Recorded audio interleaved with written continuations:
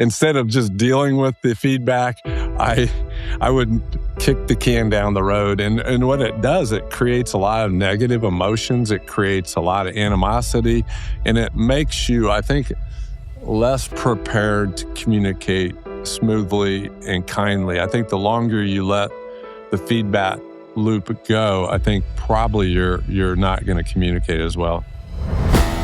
Welcome to the Up Your Average podcast, where Keith and Doug give no-nonsense advice to level up your life. So buckle up and listen closely to Up Your Average.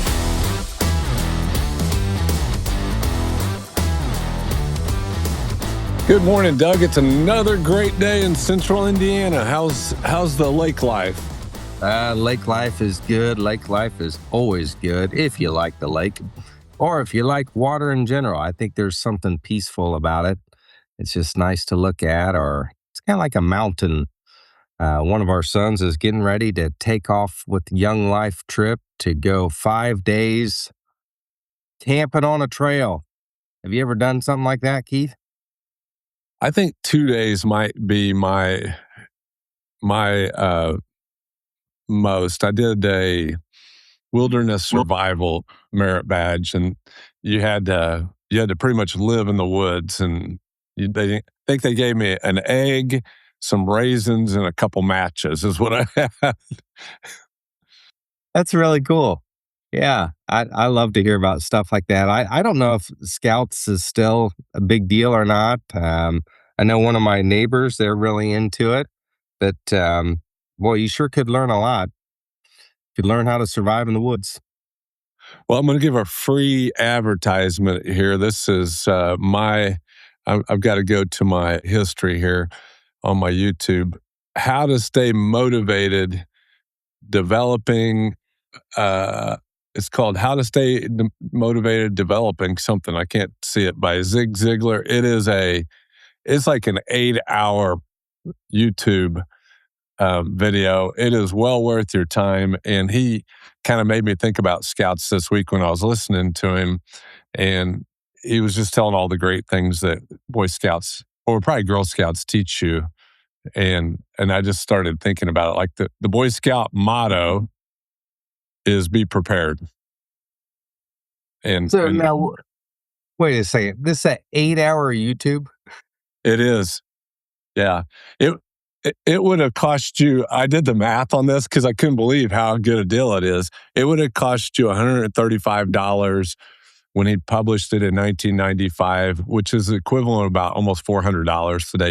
You can watch it. I'm just listening to it in the car. You can listen to it free, and it's just got a lot of wisdom in there. But he spent a good amount of time talking about Boy Scouts and the benefit, why he would encourage that organization to people because of some of the ideas they teach you. That's pretty cool. And today, you wanted to talk about feedback today. And, Zig Ziglar, Dale Carnegie, those kind of guys, they really poured into my dad's training. And he has a great great response that he says when there's feedback being given. And he says, you could be right. I like it. I as I was prepping, I had this acquaintance that I didn't know if we were going to become like more than acquaintances, like more like kind of, I envision like friendships as an archery target. As we get beyond the outer loops of the acquaintance thing, we work our way towards the bullseye of intimacy. And so this guy was an acquaintance, and we were at a restaurant, and I told him, I was like, man, dude, what I'm really looking for in friendships are people who would just be honest with me, and we can be candid, and we won't get our feelings hurt.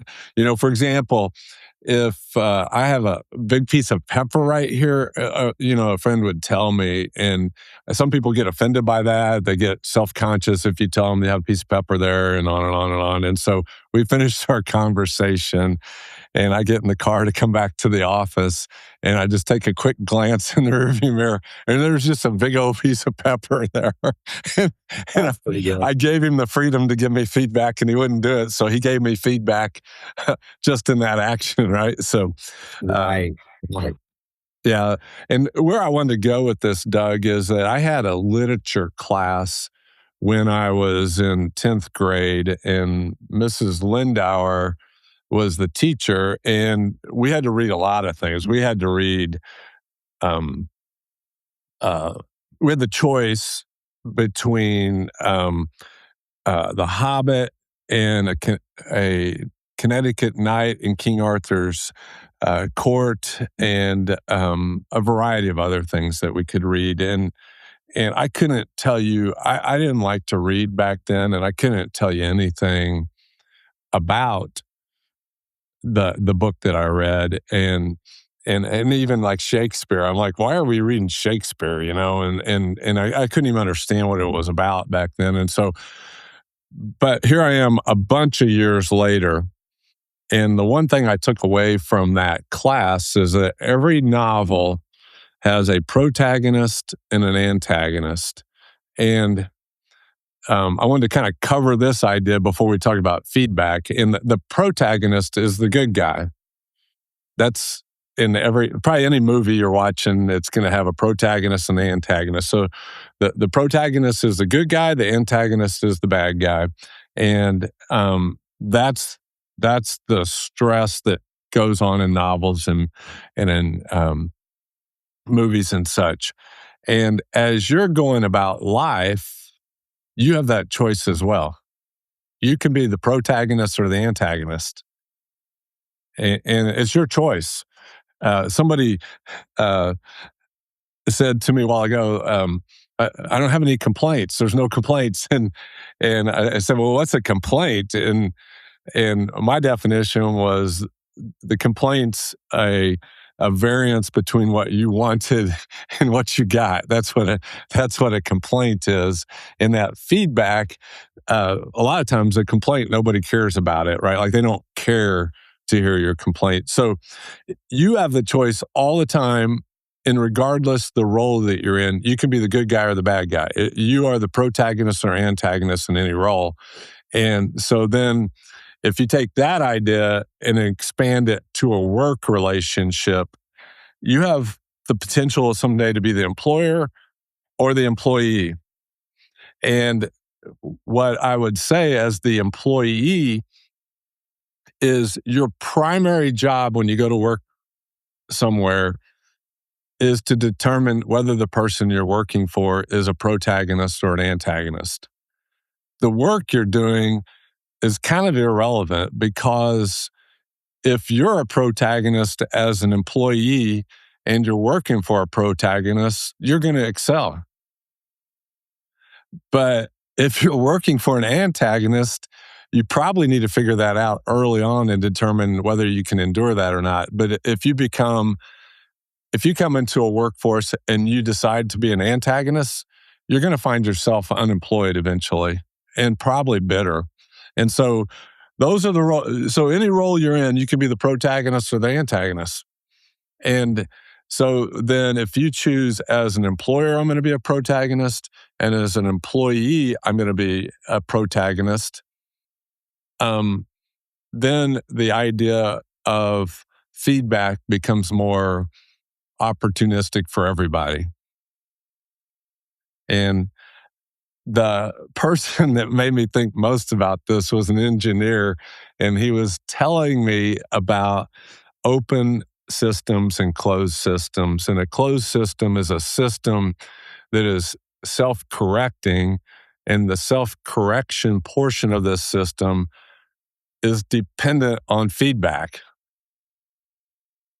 And the quicker the feedback happens, the more smoothly the system works, right? And so then the idea is, what is feedback and how do I personally respond to it? And so that's the long introduction into feedback. So what has been your own personal experience? You could call feedback input, you could call it criticism, you could call it training, you could call it a variety of things. But what's been your thoughts on the idea of feedback over time? I think it's evolved with maturity. I think maturing and going through things, life experiences over the years gives you the opportunity to really screw up some feedback And it gives you some opportunity to pause and to, like my dad said, say, you know, you could be right. And so early on, receiving feedback to me sounded a lot like a complaint and a lot like a wound on a personal character level. And so it's how you listen. I think that's the best place to start in your maturing process is am I a good listener? Am I really hearing what this person's saying? Can I pause long enough to let any kind of emotions that's coming with the feedback quiet down? And if I can do that long enough where I can actually listen to someone, then I might be able to begin to think about things from someone else's point of view, not just mine. Even though I might be solid on an opinion, um, I might listen just long enough to think, yeah, they could have something here. And feedback and resistance could be the same. You know, when I get up on a slalom ski, there's a lot of force pushing against me to get up. And that force is telling me that I need to endure a little longer before I can plane out. And so I think endurance is a part of feedback as well, because it's normally not just a one time conversation with feedback. You have to give and take. You might have to say, well, part of this that I've experienced could be true, and part of what they've experienced could be true. How can I work this out to a better outcome? And so there's some endurance involved in it. And normally, when someone gives me feedback and I respond, uh, then there's just greater opportunity for more conversation. And then what I've seen sometimes is the person giving me feedback, they might be wrong. And you have to have a point where you just say, you know what? It's okay if they want to keep giving me more feedback on this, even though I think in this situation they're wrong. You know, one of the beauties about something you said, Doug, was about your opinions, that you might have a strong kind of hunch on that opinion. And when I reflect back over the last many years, I think I had many more strong opinions about ideas when I was in my 20s than I do today. So, so I have a lot of strong opinions today, but what I learned from my 20s until today by the feedback of individuals, the feedback, like if you're not going to take feedback from somebody else, you're going to get it. Like life is going to give you the feedback you need.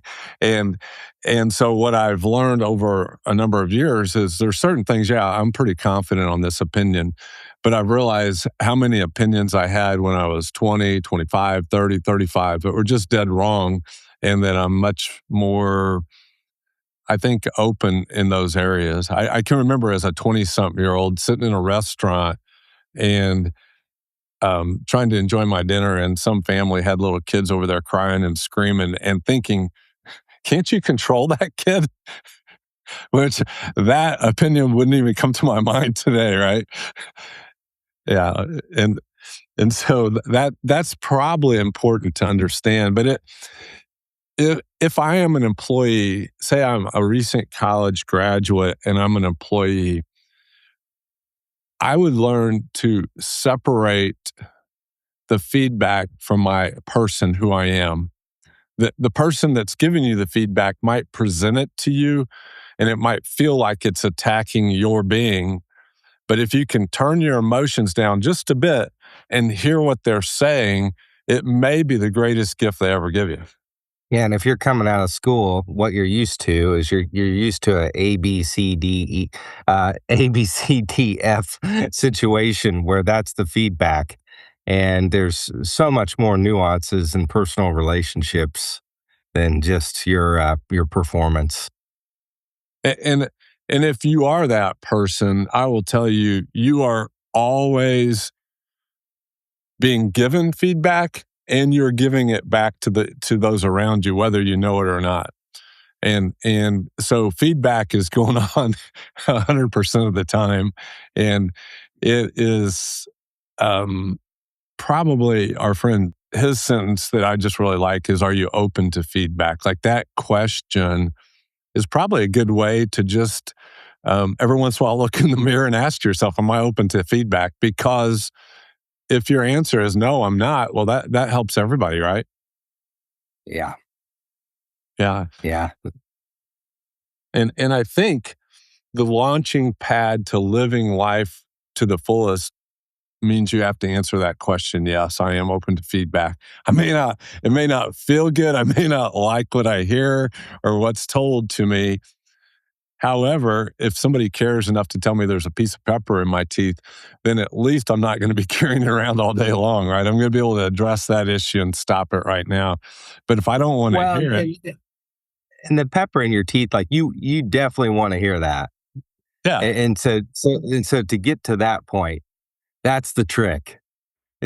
How do you get to the point where you really do want to hear it? Because I've been told, yeah, I'm open to feedback, but then I've seen, no, they're really not open to feedback, and you see it by the actions.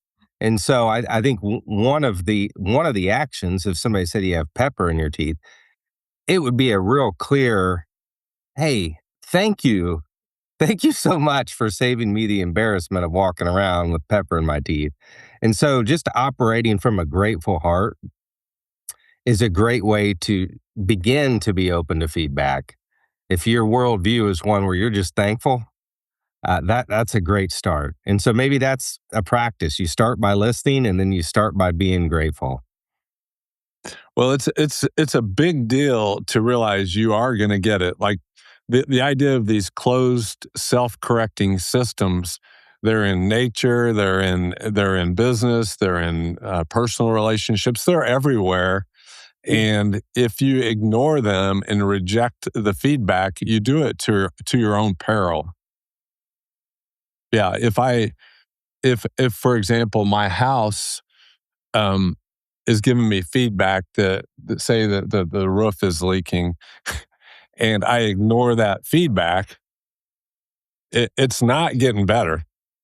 So, as a young businessman, I was probably 30 when I had to hire the first person ever, and I had no idea what I was doing. Like I didn't know how to move forward. I didn't know how to communicate. I didn't know how to receive feedback, give feedback. And most businesses in the day, I don't know if they still do it, did annual reviews.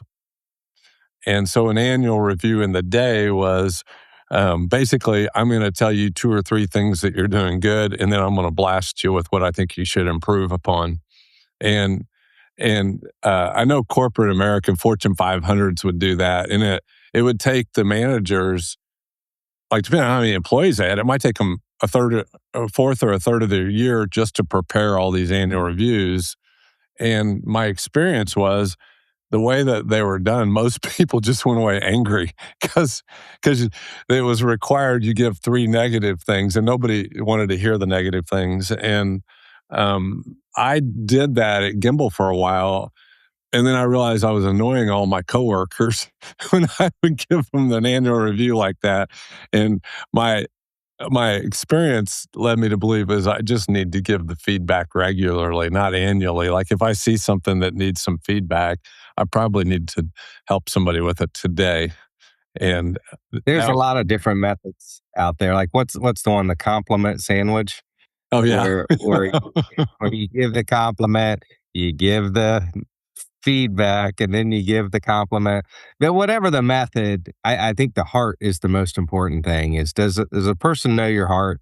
And if they know your heart, and if they know that you're for them, they are going to receive the feedback, and they're going to be grateful to receive the feedback. But if receiving some feedback where you don't know the heart of the person, that's a little bit more of an art. yeah, and that's why I believe your first task is to figure out whether you're working for a protagonist or an antagonist, or are you going through this club with a protagonist or an antagonist, because that's a different decision grid. But what I learned as a young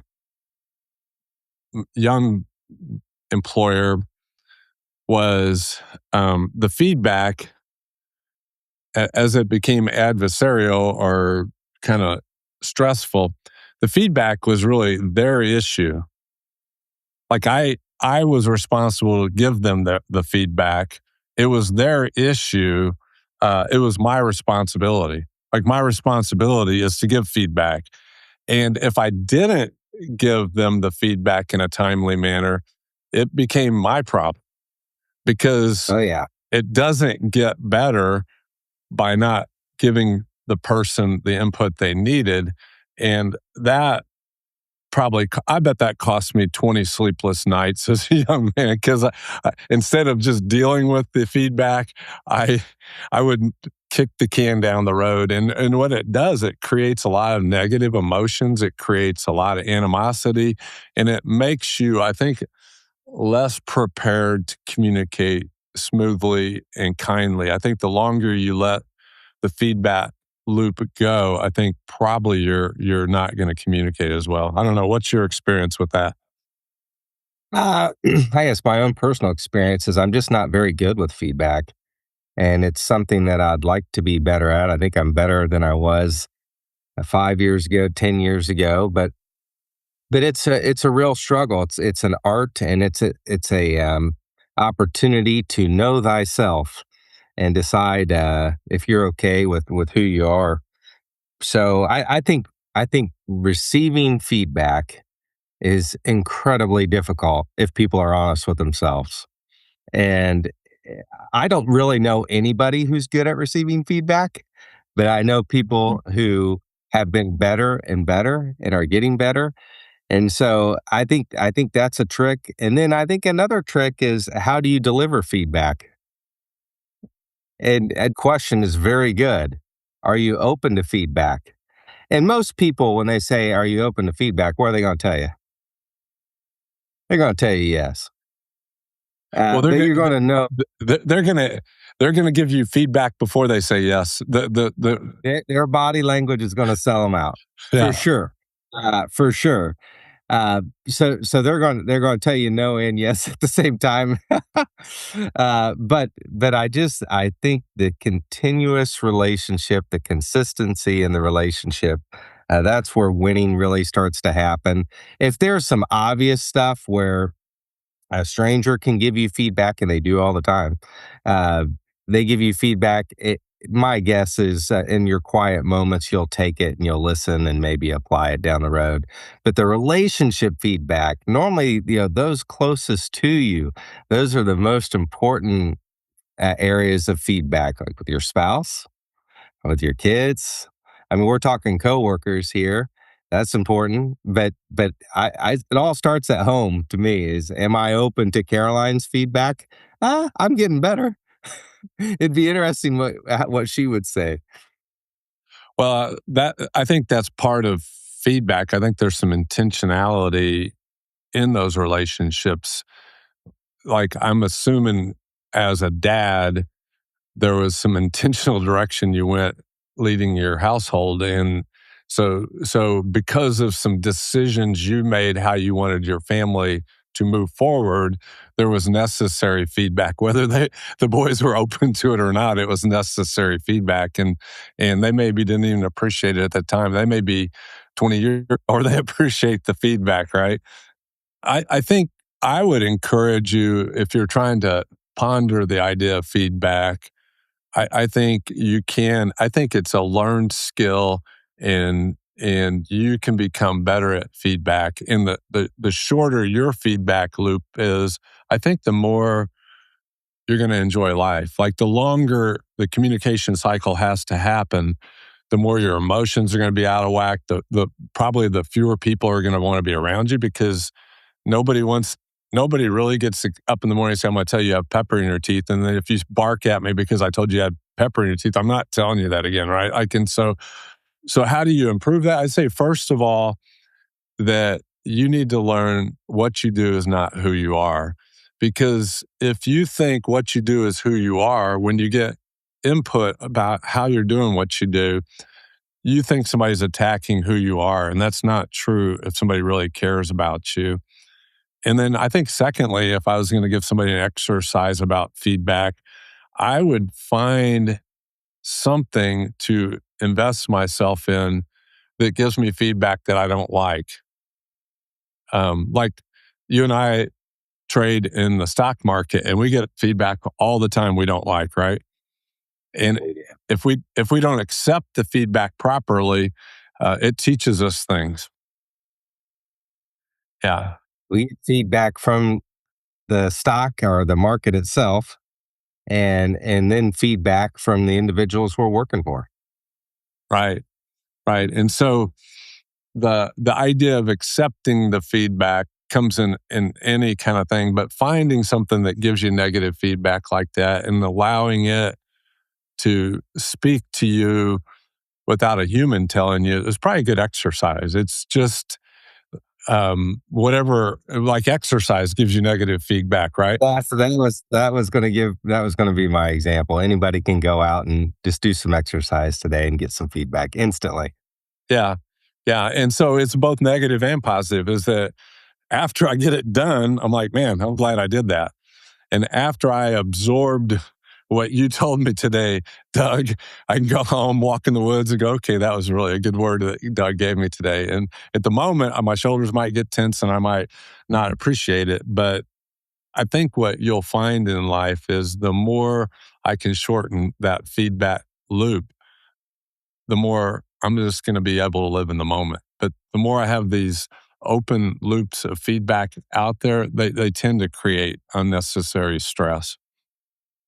Yeah, I think another follow up question to ask yourself in your head is just what's the win win here? Like, what do I really need to hear? Where do I need to be honest with myself?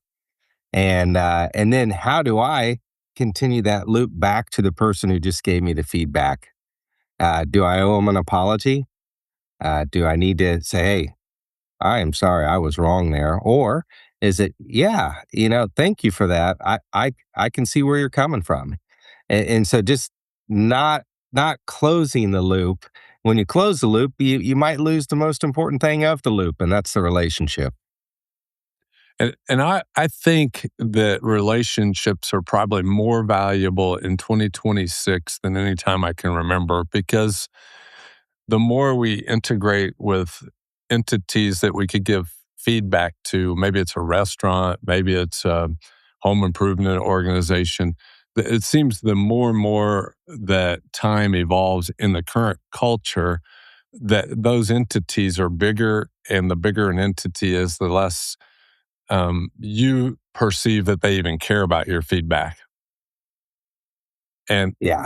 and then if you don't have relationships that care about your feedback, then you can almost internalize that to think that I don't even matter. And in some of those big organizations, you really don't. But somebody that will give you feedback and you can give it to them, I think that relationship tells you that both of you matter. I care enough to let you know, and you cared enough to have the conversation with me without yelling and screaming at me.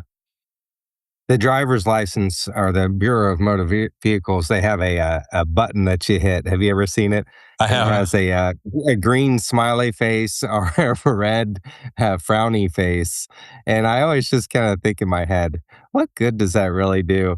And so just the way you treat people, I think, can have a huge effect. And maybe if they get 1,000 smiley faces and two frowning faces, it's like I don't know what that means, like no pizza party or something. But just given the time to say, hey, how's your day going? What's it like working here? I mean, those are happy faces that you can punch every time with very little effort. And a thing that's really helped me is realizing most people don't want feedback. And so I'm going to be very specific when I give negative feedback, because if somebody doesn't want it, is it necessary for me to give it? And a lot of times the answer is no, it's absolutely not. No, And no. a place where it's really helped my soul is when I've eaten at a sit down restaurant and got below average service. um, my temptation is to give them a mediocre tip. But what I've evolved to is give them a decent tip, because what Yeah. giving them a decent tip does is it tells me I'm looking at them beyond what they did for me today, and I'm not going to hold a grudge. I'm going to just, it may cost me $5 or $10 more to give them a decent tip, but I'm going to walk away from the table not affected by their poor service. And so there's, that's part of a feedback loop. If I had a bad attitude, I just paid for a nice dinner, and I'm going to probably take it out into the car and on my way home. And it's like, why would I do that to myself? Why not give myself some positive feedback by upping the tip? I can think of another couple things, Keith, where, being in this business that you and I are in, we serve several different types of personalities. And over the years, where I've had people who are 20, 30 years older than me when I was first starting tell me directly, "Hey, Doug, we need you to do this." I always really appreciated that. I can think of a couple people specifically on the phone calls who said, "Doug, we are counting on you to do this." And what that did is that helped me clarify my aim of what I'm supposed to be and what I could be doing for somebody. And if you are, you know, 80, 70, 60, 50, 40, and you're working with somebody who's a little younger, I would encourage you to just be really clear in your feedback, because it's that clarity that can help give someone the permission to take what they're doing to the next level. And I think we were talking about it here earlier. I'm kind of a spaz about words and their meaning and choosing my words wisely. But I think the words and the tone that you use in giving feedback is probably important, because there are positive words to give negative feedback to people, and there's negative words to give the same one. But if you ponder a little bit before you give necessary feedback, I think the words you choose can go a long way. And then another idea, I think, is that consideration of when do I give feedback. And I think seeking advice Yeah, right when you're leaving the office, yeah, 4:59. That's a on a great time to Friday, give some. on a That's a Friday. great time to give some feedback, Yeah, negative feedback. yeah. No, uh, like getting advice to give it, because we had an example here just 2 or 3 weeks ago where a vendor of ours gave us horrible service, and you ask, should I call him? And my opinion was, yeah, I think if we call them, that's the only way they're going to know that we got horrible service. And um, your takeaway is they didn't really care, which is not necessarily unusual today, but at least you cared enough to let them know that in that instance, we didn't get very good service. Yeah, and one way to know if they care is if you hear back from somebody. Yeah. Well, I can assure you this, as Gimbal clients, we care. Um, I think we want some feedback. No, I know we want feedback because You just no. yeah, because it's what's made us better over the years. The more feedback we get, we know we improve. As much as it hurts, we take it seriously and say, how can we improve this? Hey, Keith, I know we're in overtime here, but and a reason why feedback can be very important to someone like me is we all have blind spots. And we might think we're cruising just fine, or we might have these excuses in our head of why this or that. And so just like a car, you may not see it. And when someone points that out to you, they could really save you from having a bad accident. And so at Gimbal, that's why we want feedback is we know that, we might be missing some stuff, and we want to be able to pay attention to it. And sometimes it's just a complete blind spot that has to be pointed out. And what it ultimately does is, if it's a common issue for us, is we've learned to put systems in place to help you. And I can just off the top of my head remember a number of times where I got some very negative feedback and it hurt my feelings, but we were able to put systems in place probably from 30 years ago that help our business run more smoothly today. So if I had just buried my head in the sand, I'd be getting that feedback probably still today, and it's not necessary. It can launch you into your future. Well, Doug, thanks for your thoughts on this area. I hope it's helpful to a number of people there, and I hope everybody can just make the most out of this weekend.